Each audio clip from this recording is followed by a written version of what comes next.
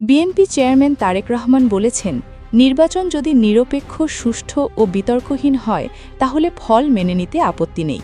তবে নির্বাচন অবশ্যই নিরপেক্ষ ও শান্তিপূর্ণ হতে হবে। ভোট নিয়ে কোনো ধরনের বিভ্রান্তি বা অনাকাঙ্ক্ষিত ঘটনা ঘটানো হলে সেই ফল মেনে নেওয়া হবে না বলেও সাফ জানিয়ে দেন তিনি। বৃহস্পতিবার রাজধানীর গুলশানে সাংবাদিকদের সঙ্গে আলাপকালে তিনি এসব কথা বলেন। এর আগে গুলশান মডেল স্কুলে নিজের ভোট দেওয়ার পর রাজধানীর কয়েকটি এলাকা পরিদর্শন করেন তারেক রহমান।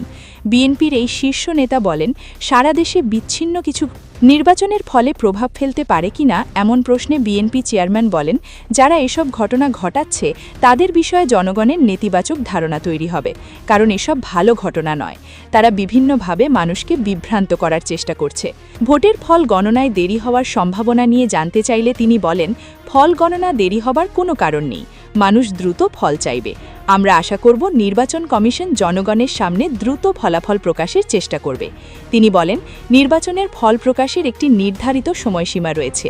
সেই সময়সীমার মধ্যে জনগণ ফল দেখতে পারবে বলে আশাবাদ ব্যক্ত করেন তিনি।